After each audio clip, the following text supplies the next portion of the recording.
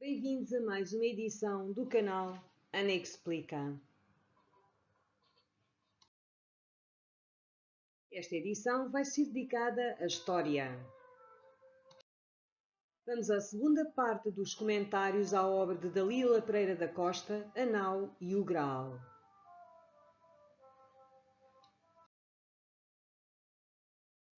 Uma das obras mais importantes da filósofa Dalila Pereira da Costa é A Nau e o Graal, texto indispensável para compreender Portugal e a visão que a filósofa portuense tinha do nosso destino e missão coletivas.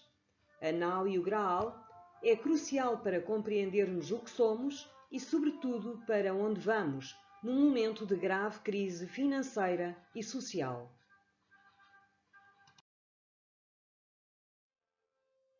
O Graal é Portugal. Nas diferentes versões da demanda, o Graal será, na mais antiga, a de Chrétien de Troyes, século XII, uma escudela; na de Wolfram von Ehrenbach, uma pedra; na de Paradur do País de Gales, de autor desconhecido, um prato com uma cabeça; e na demanda do Santo Graal, atribuída a Robert Boron, o vaso onde Cristo celebrou a última ceia e onde José de Arimateia recolheu no Calvário o santo sangue.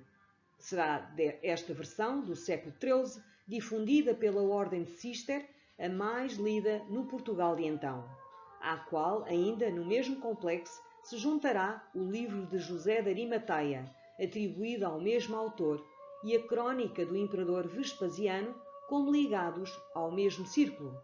Dalila Pereira da Costa, A Nau e o Graal. Assim, a visão do Graal, adotada em Portugal por inspiração de Cister e propagada pelos monges guerreiros do templo, seria precisamente a do Graal, enquanto vaso ou receptor do sangue de Cristo. O Graal é, em Portugal, o vaso sagrado e Portugal assume ele próprio, logo desde a sua fundação, precisamente cumprindo um plano de Cister executado pelos Templários, a essência do próprio Graal, que está incluso na sua própria designação Porto do Graal e testemunhada no selo de Afonso Henriques e no Mosteiro da Batalha. Portugal é o vaso do Graal, o porto de onde partiram e tornarão a partir as caravelas, sejam elas as de Henrique, ontem, ou da lusofonia, ou do espaço, amanhã. O mundo do futuro. Essa semente aqui fossilizada, mas intacta na sua potência germinativa, o que urgirá ofertar ao Ocidente, e não sabendo ele que aqui existe preservada numa cultura sua, ocidental atlântica, neste seu extremo, sua península. Essa semente consigo trará o fim de um mundo em si obstruído, morto, nas suas formas ou forças de conhecimento e vida, do qual as aparências nós por vezes as podemos apontar como distanciação do real, impossibilidade de aderência a ele, solipsismo, abstração, intelectualismo e racionalismo, extremis e estéreis, e negação última de possibilidade de vida como niilismo ou loucura. Dalila Pereira da Costa, A Nau e o Graal. A renovação da Europa virá de Portugal. Portugal não deverá assim europeizar, mas pelo contrário deve, como também dizia Agostinho da Silva, tudo fazer para preservar o seu caráter livre e independente e por contaminar com este caráter o continente europeu. Portugal pode curar a Europa do mal de que esta hoje padece, fazer com que deixe de ser uma criatura que padece solipsismo, abstração, intelectualismo e racionalismo, extremas e estéreis, e negação última de possibilidade de vida, negando a natureza humana das sociedades, dando primazia radical e absoluta ao individualismo e ao egoísmo, contra a comunidade e a integração com a natureza e o meio, e rendendo, sobretudo, o cívico e o político ao económico e financeiro. Os tempos do Negredo. Este povo, logo após Alcácer Quibir, teria recomeçado por sua vez, na história individual e coletiva, para merecer o ressurgimento e possessão do bem supremo, e em gesto solidário, ao do seu rei, a perfazer em si uma longa prova, tal outra demanda em navegação, como sacrifício ritual, para futura regeneração, e que seria ao mesmo tempo de ocultação e prova, ou em termos de alquimia e hermética, o tempo de Negredo, Dalila Pereira da Costa, a nau e o Graal. O Negredo português é assim a fase do desenvolvimento nacional em que ainda hoje vivemos. Parte de um processo maior, significa que Portugal tem de passar por ela para poder evoluir até ao albedo e daqui para a sua realização mais plena e completa, o alquímico rubedo ou pedra ao rubro. Em Alcácer Quibir não morre, se morre, apenas um rei de um país independente e soberano, cobiçado por Espanha Castela. Acabe com ele toda uma nação que a partir daí se limita a existir, perdendo todo o norte e energia, vagueando ao sabor das circunstâncias, sem projeto nacional ou energia bastante para recentrar uma existência que deixou de ser possível nos mesmos termos em que se desenvolvia depois do sacrifício do rei nas areias do norte de África. Portugal tem que passar, como passou o seu rei, pela morte ritual, para poder renascer. Tem que cruzar o Negredo para chegar ao albedo. Tem que morrer para poder renascer. O regresso do encoberto. Na ilha do encoberto se dará a morte ritual, ou segunda morte, de um rei e do seu reino, como anulação ou suspensão da sua história. Assim, o desejado repetirá no Atlântico o que desde tempos imemoriais, desde o paganismo e através do cristianismo, o homem dessa pátria sempre realizou na água, ou santo vaso.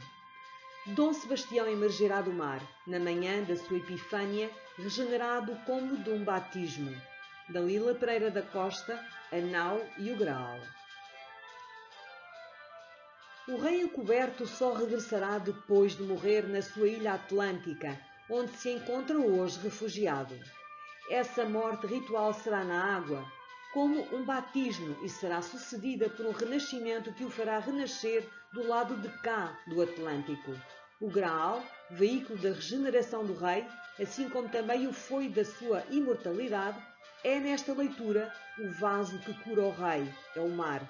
O mar onde está a ilha do encoberto é assim o vetor de Portugal e do seu renascimento, desde pantanal infeto e paralisante, onde vegeta desde o desvio do projeto nacional conduzido pelo ultracatolicismo, pela Inquisição e pela adesão ao espírito do lucro e do império em desfavor do espírito criador, das liberdades cívicas e do universalismo fraterno que prometia a primeira fase dos descobrimentos.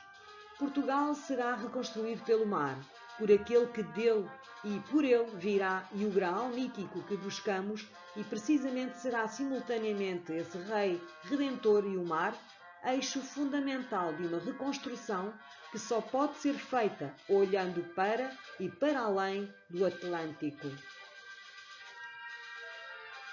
Um dos centros espirituais do Ocidente.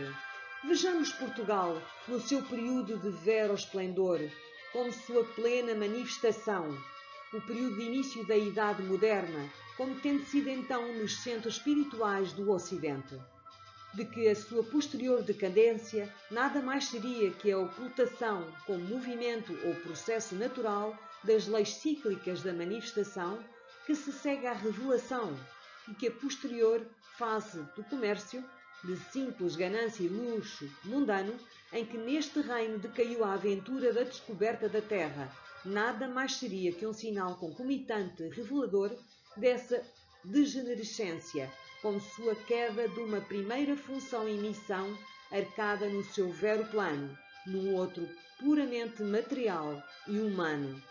Dalila Pereira da Costa, a nau e o Graal. Portugal foi grande apenas enquanto assumiu de forma plena, realizada, a sua espiritualidade. Fomos grandes enquanto realizamos o reino do Espírito Santo e o tornamos universal, levando aos Açores e mais além até ao Brasil. O comércio, a ganância e o luxo levaram à decadência e esta à morte ritual de Portugal em Alcácer Quibir. O renascimento, patrocinado por esse rei encoberto, que há de surgir do vaso do Graal, que é o mar-oceano, passará pela recusa ao luxo e à ganância como formas de vida e pelo regresso a um estilo de vida regrado e contido, mas generoso e sonhador, que caracterizava o reino de ouro de Dom Dinis e dos alvores da gesta dos descobrimentos, austero e moderado, mas ambicioso e universal. Esse será o Portugal dos tempos futuros, que hoje já é possível antever por entre as brumas da grave crise social, financeira e de mentalidades que hoje atravessamos.